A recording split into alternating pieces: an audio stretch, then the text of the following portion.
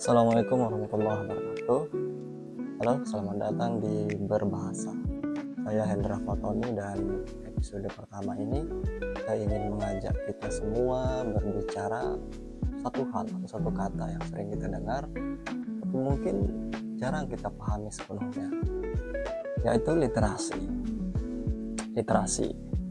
Ketika mendengar kata literasi, bagian kita atau sebagian dari kita mungkin langsung membayangkan buku, membayangkan perpustakaan, atau teks panjang, atau kewajiban membaca 15 menit sebelum pelajaran dimulai. Tapi, apakah literasi hanya soal membaca? Kalau literasi hanya soal membaca, kenapa masih banyak orang yang pandai membaca, tapi mudah salah paham? Lalu, kenapa banyak yang bisa mengeja kalimat, tapi justru sulit memahami maknanya? Nah, dan kenapa di era informasi yang begitu deras justru kebingungan semakin terasa? Mungkin karena literasi bukan sekedar membaca huruf. Literasi di sini adalah kemampuan memahami, menafsirkan, dan bagaimana kita merespon dunia dengan bijak.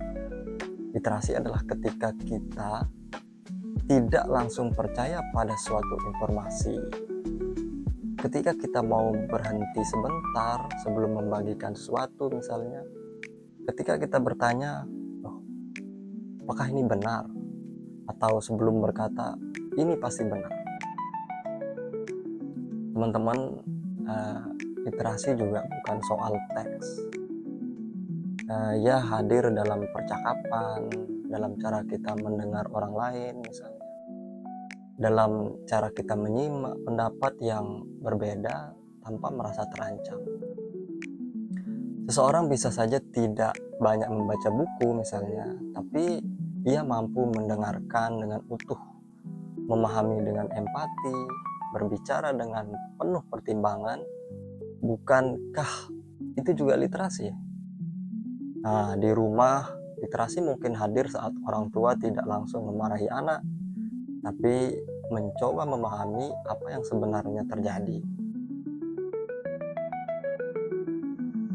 Lalu kalau di sekolah, literasi hadir saat guru tidak hanya menyampaikan materi, tapi membuka ruang untuk berpikir. Di media sosial misalnya, literasi hadir saat kita memilih untuk tidak ikut menyebarkan kemarahan. Literasi adalah kedewasaan dalam berpikir sebenarnya, bukan tentang seberapa cepat kita membaca, tapi seberapa dalam kita memahami.